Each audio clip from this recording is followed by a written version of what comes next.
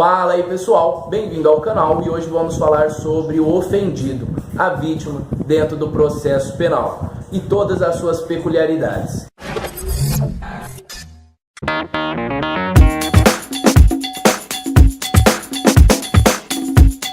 Antes de mais nada, é interessante sabermos quem é o ofendido. O que é isso?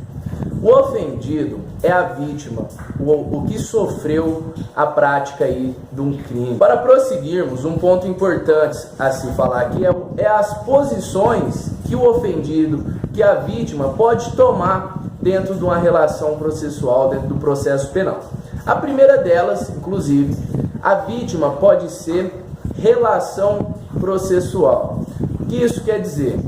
Quero dizer que a vítima ela pode ser autora da propositura da ação penal. Obviamente, isso acontece nos crimes de ação penal privada. Antes de prosseguirmos, vamos relembrar o que é uma ação penal pública e ação penal privada. Ação penal pública temos condicionada, incondicionada. Incondicionada, homicídio, roubo, furto, ok? Condicionada pode ser a representação ou requisição do ministro da Justiça. Com um crime de ação penal pública condicionada, temos aí, por exemplo, o estupro, que é necessário que represente o ofendido até a autoridade policial o fato acontecido. E os crimes de ação penal pública condicionada à requisição do ministro da Justiça, crimes contra o presidente da República. Agora vamos para o que interessa, que é a ação penal privada. A ação penal privada, ela acontece nos crimes em que o próprio ofendido é autor da propositura da ação, como, por exemplo, calúnia, difamação, injúria, ok?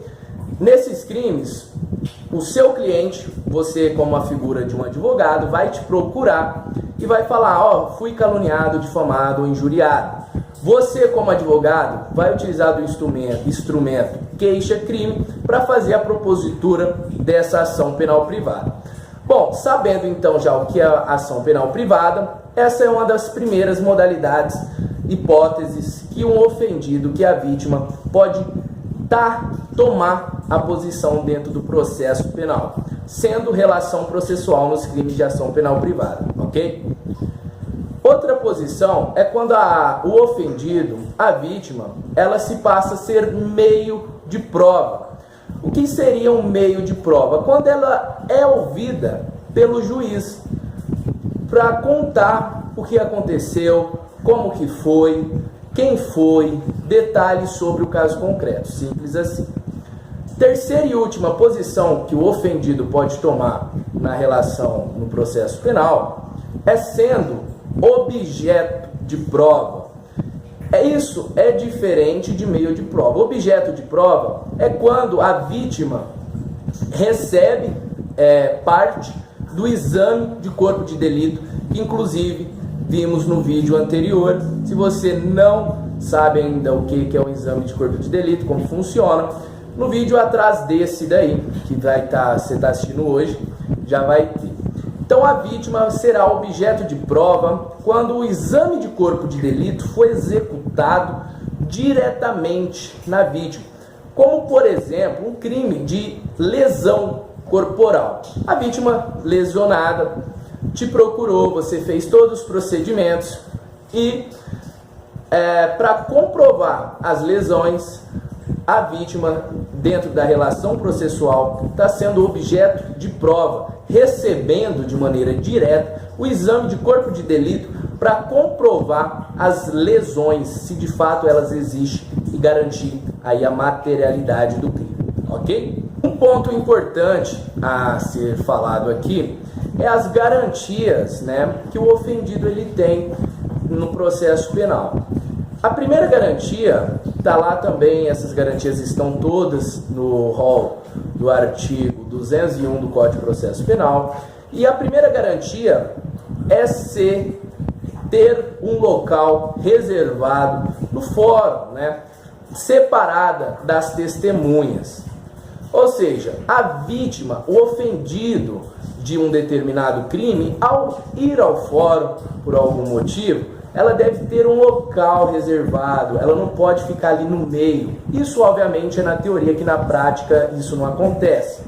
A segunda garantia que ela tem é de ser comunicada sobre todos os atos processuais, ok? Isso daí também está na principiologia do processo penal. Por que ela deve ser comunicada sobre todos os atos processuais? Imagine que a vítima, um ofendido de um crime ali, não for comunicado os atos processuais. A pessoa, no caso, que praticou o crime contra o sujeito ali, a vítima, foi presa e tal, prisão cautelar, alguma coisa assim, e é solto. E essa vítima não é comunicada. Quando ela assusta que não, já está lá o agressor ali, por exemplo, batendo na sua porta, ok? Então, por esse motivo, um desses motivos dela ser comunicada, uma das garantias.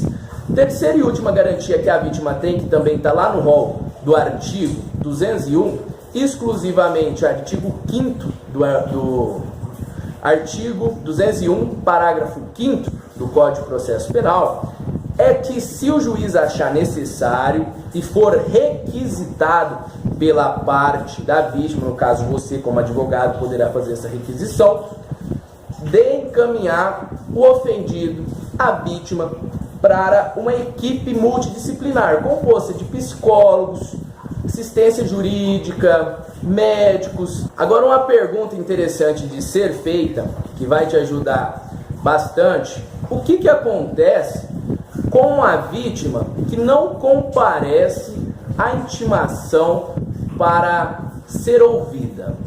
Ela responderá, no caso aí, por desobediência. O que vai acontecer? O rol do artigo 201, parágrafo 1º, nos trará que se a vítima não comparecer para a audiência de instrução, ela poderá ser conduzida coercitivamente. Previsão legal, o artigo 201, parágrafo 1º do Código Penal. Nessa situação, a vítima também, outra pergunta importante, poderá ser processada pelo crime de desobediência, lá do artigo 330 do Código Penal, por decisões dos superiores tribunais, STJ, STF. Diz que a vítima não poderá ser processada pelo crime de desobediência. E tudo isso por falta de previsão legal. Um ponto importante para você fazer uma anotação aí agora no seu caderno é se a vítima ela poderá responder pelo crime de falso testemunho, imaginando que a vítima chegue à autoridade policial e comece a narrar totalmente fatos criminosos que não aconteceram. Ela mente sobre a prática de um crime, que ela foi violentada, que ela foi vítima. Isso é mentira. Se isso acontecer, ela não responde pelo crime de falso testemunho, muito embora poderá responder pelo crime de denunciação caluniosa, com previsão legal no artigo 339 Código Penal. Tudo bem? E por fim, sobre o ofendido, é importante salientar que quando a vítima toma um posicionamento no processo penal, sendo meio de prova ouvida pelo juiz, ela não entra no cômpito das testemunhas máximas permitidas no processo penal. O cômpito de testemunhas máximas são 8, ou seja, será as 8 testemunhas mais a oitiva da vítima. Tudo bem?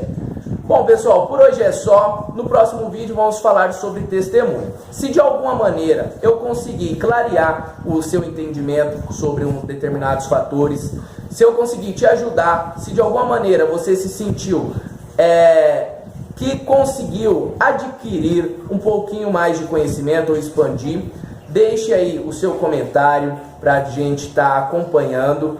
Curte o vídeo aí, porque curtindo eu tenho a noção se vocês estão gostando ou não, porque dá trabalho para fazer.